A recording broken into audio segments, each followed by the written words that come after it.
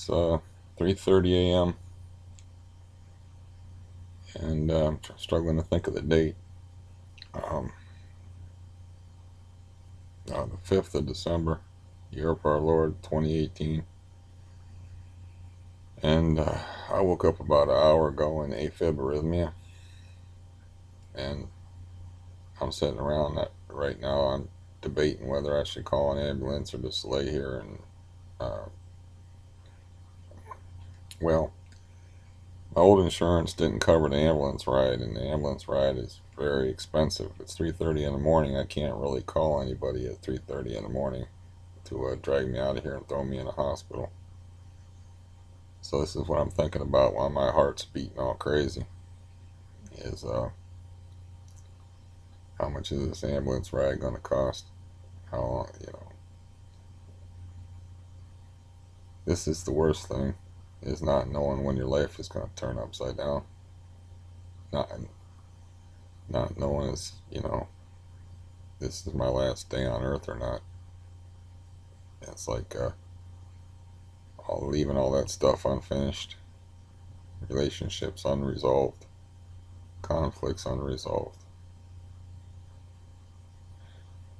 I took uh, I took some Xanax to make the interminable wait in the ER longer, shorter, or seem shorter. I mean, I don't know. I just feel like I got too many things wrong with me. But this is the worst. Um, if you watch this and you're a smoker or whatever, you're doing stuff that's bad for your heart, man. You don't want to do that. Because right now, that's all I can feel is my heart fucking up. And yeah, I suppose I should get off of here and face the music. I mean, I don't know. I don't know why this is happening. This is my first bout of arrhythmia in maybe 2 years. I don't know. I don't know why this is happening or what I did to cause it. I took 10 milligrams of doxepin to sleep because I had a dental appointment today. I took half a milligram of Xanax, which is I'm supposed to take only quarters, but I took half a milligram to try to get enough sleep to make my appointment today. And it doesn't look like I'm going to be making anything. I don't know. If I'm lucky, this will be like a 6-hour ordeal in an emergency room. I'll get my heart shocked. I haven't had any cigarettes for, I don't know, 4 days, but I smoke like 2 cigarettes at a time, or 1 cigarette at a time. So I don't know. Maybe the arrhythmia has to do with my CRPS. I don't know. It's just so much. It's just too much stuff. I mean, but this is the worst, man. This disrupts my whole life. Maybe, maybe they'll, maybe they'll put the electric patches on me and shock me back into rhythm. I don't know what my pulse is. I can just feel my heart beating all crazy. Um, I know I'm out of rhythm. I don't. It's happened before, but I was smoking dope then. I was smoking marijuana and a lot of cigars, where I woke up in arrhythmia. As far as I know, I didn't do anything that extreme that this would happen. I do have a lot of stress, of course. I just got like a huge prescription for Valium that I haven't. Um, I just got it yesterday. That I haven't turned in the pills, but it's like it's ridiculous. It's like 120 milligram. Fuck, let me try this again. It's kind of hard right now. 120 Valium at 10 milligrams. So I was thinking about laughing to myself, like what I was paying for that stuff on the street when I was trying to use it to with to help with my Xanax taper. Shit. I was paying like $3 for a 5 milligram pill. So that prescription has one refill on it, which is 246 milligram pills, which I worked out to a street value of $1,440. I don't know, man. Guess I'm just putting off the inevitable. I'm gonna have to go to the emergency room and get tortured, which that is torture for me. It's not probably torture for nobody else, but it's the arrhythmia stuff is like I got up to go to the bathroom. My heart was beating like God knows how fast. It's like your heart has to work fast to get the job done that it's supposed to be doing. But this is a disaster. I don't know why it's happening or what it's about, but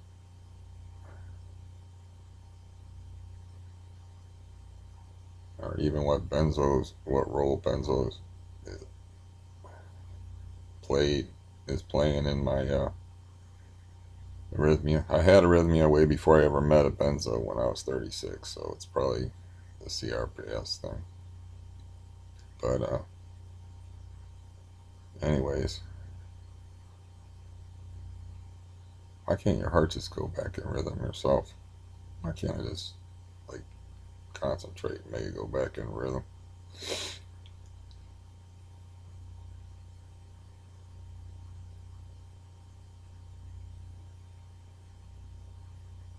Yeah, it doesn't feel that as intense as it's felt past at least, but it's bad. Arrhythmia is bad. If you can feel it, I mean, you don't feel nothing but your heart. That's all. Your whole world is inside your chest. But anyways, what can you do? Gotta get dressed and call an ambulance and endure more stupidity and misery. I'm hungry too. My stomach's growling. Stomach don't know no better. Doesn't know that we're in a crisis.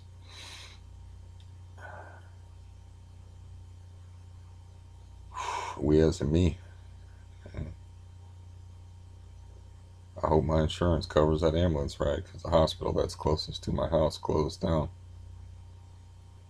and I gotta go to practically to another city to go to a hospital. I guess I'll tell them to take me to Altman Hospital. Shit. I give all my money right now, every cent I have, just to not have to do this.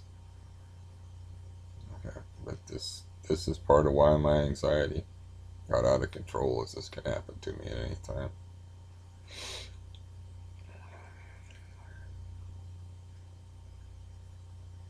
I don't know. I can't even remember exactly the relationship to my recent heart things to the benzo use. I can't really remember. Like, did I start having the heart things? Uh, was I already using benzo to sleep and getting it on the street before I started the heart problems?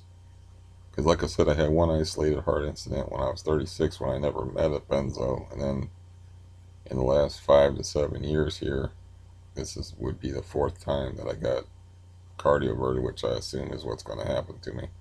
Hopefully in just a few hours, and hopefully they can just do it right in the ER and get me the fuck back out of the hospital.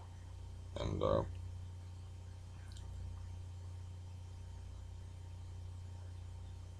shit, no, it's just dumb sitting here waiting for it. It's dangerous, sitting here waiting for it to pop back in rhythm, or waiting, just putting off going. My heart should be right around here. I mean, I can feel it's fucked up. I know it's fucked up. I just don't want to. Just don't want to do this. I want to go through this bullshit all over again and not know why. how I got my bone scan that I was supposed to get. Yay. That was a big ordeal. It took like 5 hours. Got supposed to get that. Not really necessary in my point of view.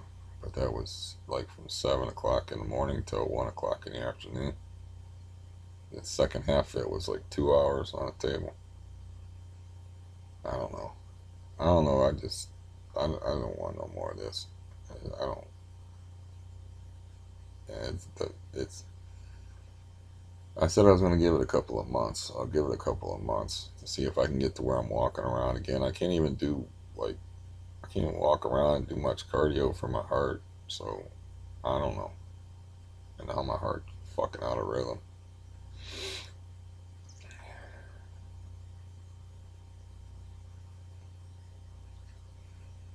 Mm-hmm.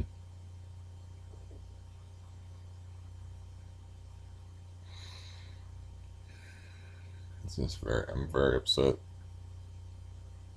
I mean, just to wake up and just have her whole life turned upside down. I put some cat food outside for the cats. It's like there's a little snow on the ground here. I don't worry about if they keep me in the hospital. I got to worry about who feeds them. Which I should never got cats in the first place. That was my sister's idea.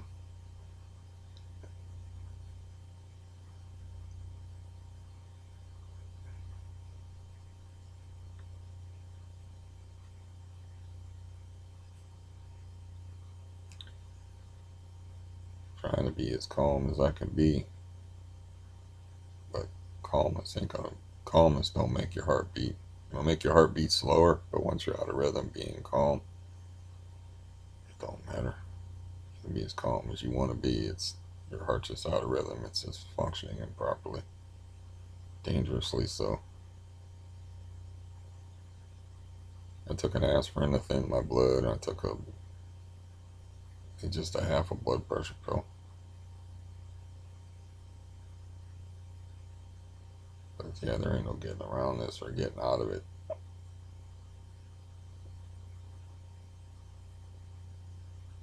guess I can make some phone calls and cancel my appointments for today. And either way, I'm not going dealing with anything but this heart.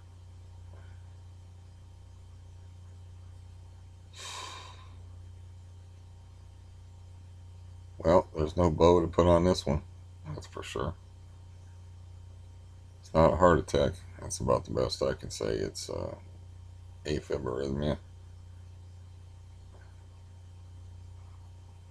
It doesn't seem to be too crazy, but my heart was beating real fast just from getting around, getting up and walking around, going to the bathroom. I'm just laying this here, of course, now. Motherfucker, man.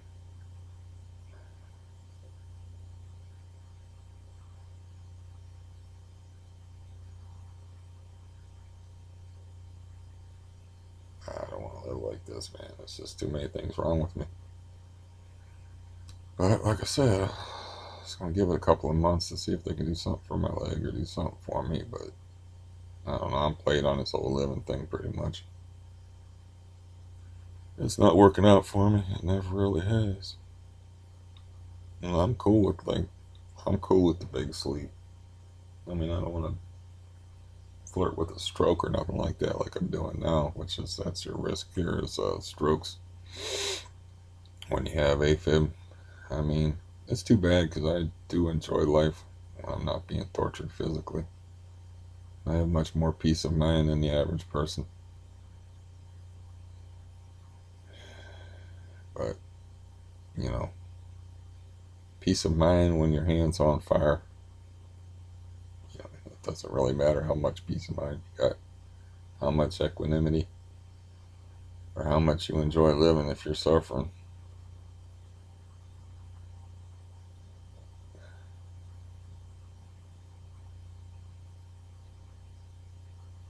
Maybe he'll go back in rhythm, huh?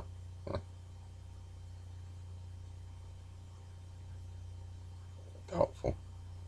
I had like tachycardia where it's like, where you have the panic and the anxiety thing and your heart beats real fast. I can tell already this is different. I've had both.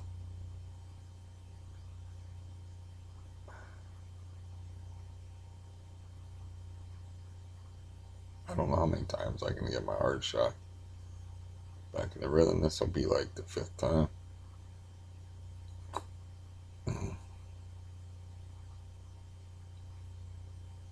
Well, nothing is served, I guess. I'm not talking to you anymore about it. I mean,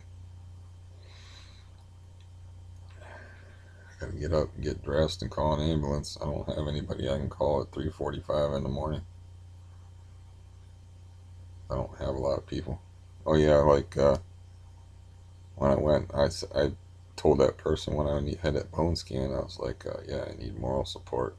And the way that played out is the second time, it's like a two-step procedure. The first time I went in there, he walked in there with me, and then the next time he told me up front, dude, I'm waiting in the car. You know, that's the kind of moral support I got. He didn't like ask me, are you be okay? Do you mind if I wait in the car? He's like, dude, I'm not going in. I'm waiting in the car. You know, he just threw it out there. So that's the kind of support I got. You know, and I was like, well, I guess I can find somebody because my legs messed up. It's like I guess I can find somebody who can push me around in a wheelchair. But my legs are already taxed. I don't know how I can get there. I said, I guess a weight it's gonna make complicate things.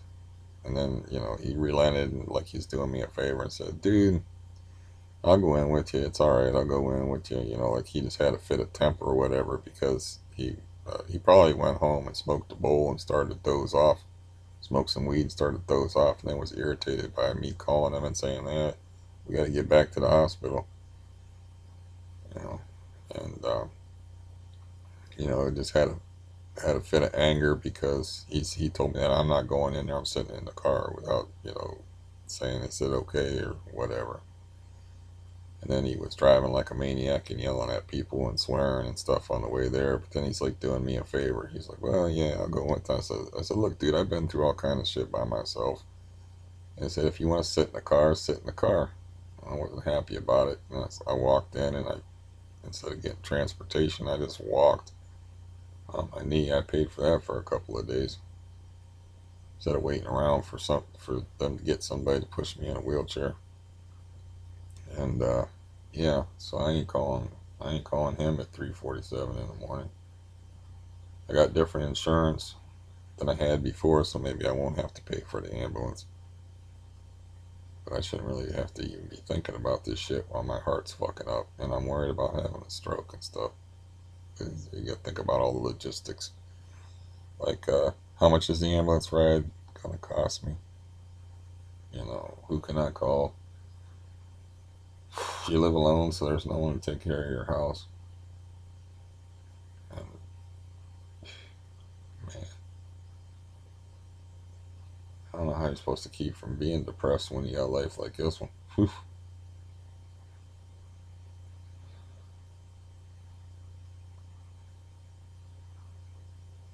And my heart's definitely misfiring. I can feel it.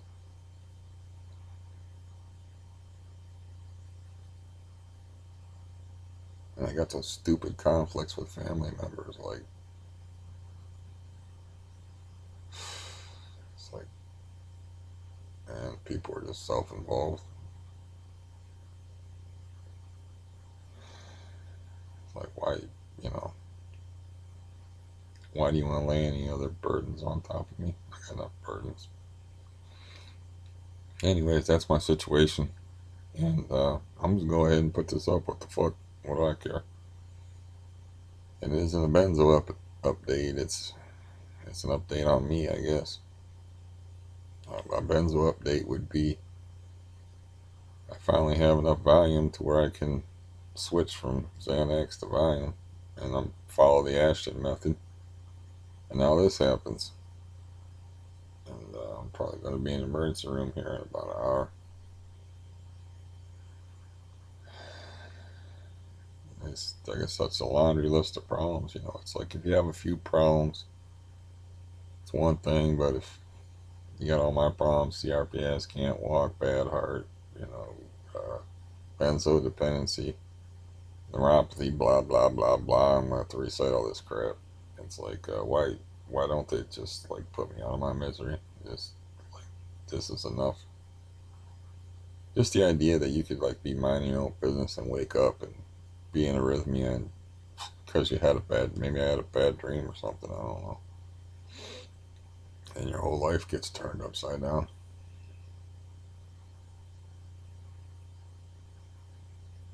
Shit.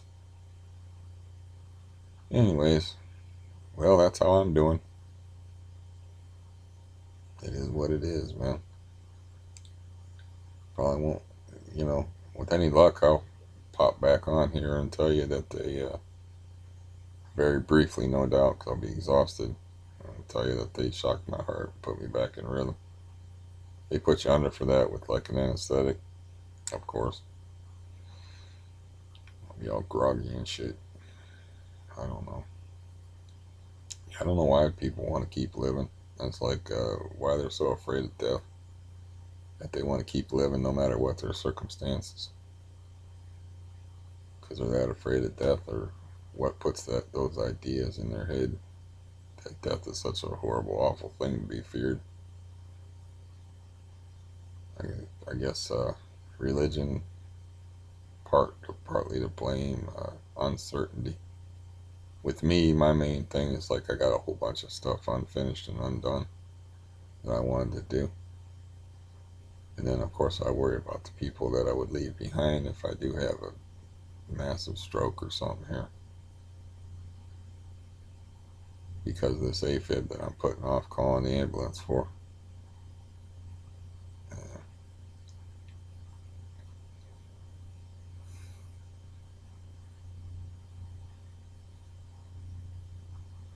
If I could buy like a stethoscope, I can feel it fucking up, but I mean, I wonder what it'd be like to hear it. I was doing good for a couple of years anyway, so I don't know. Yeah, I don't know how much longer I want to put off making that call. I'm calling 911 and getting an ambulance. I just want this to be over. I don't want to even go through any more bullshit every day. Every day is suffering and misery of some kind, and then, any day I can get blindsided by something like this. This ain't no way to live.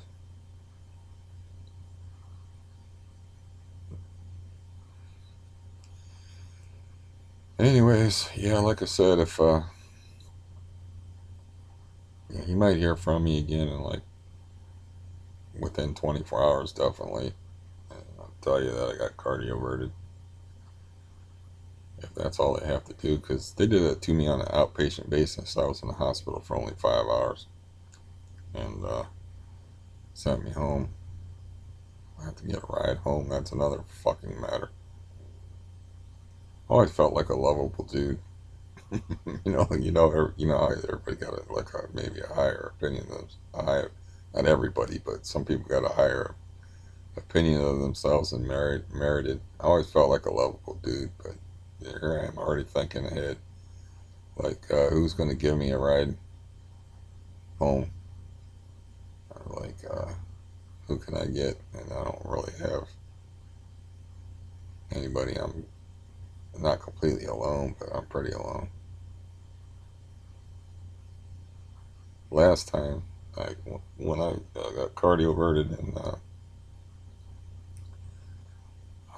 it was just an outpatient thing. I called my aunt, but my aunt's in a nursing home now, and that's a whole other thing I don't need to be thinking about. It's how I've been neglecting her, wrapped up in my own damn miseries. And she's in a nursing home now and miserable, just claiming and fighting when they should just like put people. Once you get reached a certain part where you're like you don't have no quality of life, you know, how much is enough? Why do people need to live to 100, 120, 130? It's like, how much is enough? What, you know, it's a matter of getting done what you wanted to get done in life, I think. If I can philosophize while I got AFib arrhythmia. And like, there's some projects and stuff that I wanted to do, and I wanted to get off of benzos and see if I felt better. see if that helped me and if I felt any better. Because frankly, it's all a blur. I've had so much stuff going on for like 5 years now. The benzo thing's probably been going on for like 3 years that I've been taking benzos. Um, I'd say about 3 years, but I don't even know. That's the thing. It's like I don't even know, and I don't even know how the benzo use ties into the heart deal. So I don't fucking know. I don't know. I know this room's getting cold in here. I turned off all my heaters in the room, and I'm getting cold, which isn't cool. I reach over and turn this one on at least and get warmer. I'm calm. Maybe if I just remain calm, I'll start functioning normally. I don't think that's how that works. Just laying in bed is all. I don't know. I don't know how this is going to play out. So I'm sure if you have anxiety or whatever, this was a real helpful video for you to watch. But it is what it is. Uh, I guess I'll talk to you later. I'll talk to you on the flip side. Maybe if things go well. If not, it's been nice knowing you. I don't think it's gonna come to that, but AFib. I got the dangerous kind of AFib where you get strokes and um, it can kill you. So yeah, it don't seem like too unpleasant a prospect to me right now. Like I said in the other video, I wasn't kidding. I'm not afraid of dying. Not afraid of dying, man. Life is what's to be afraid of. If you don't be afraid of anything, be afraid of life. Live your life cautiously and sensibly, so you don't end up like me. I guess I'm a living cautionary tale. Uh, Go to the doctor, make your appointments. But without going into my whole life story, that's like all that stuff started happening to me when I was very young and very stupid. By very young, I mean like between the ages of 12 and 14, where I was keeping symptoms I was having secret because I was afraid to go to the doctor and stuff.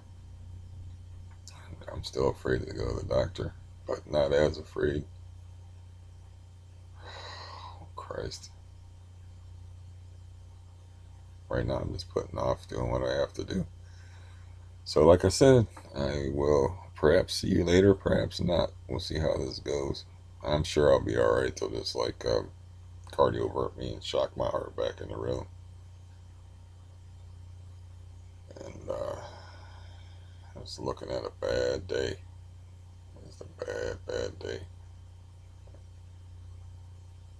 Alrighty. Y'all take care of yourselves. Be good to one another. Bye bye.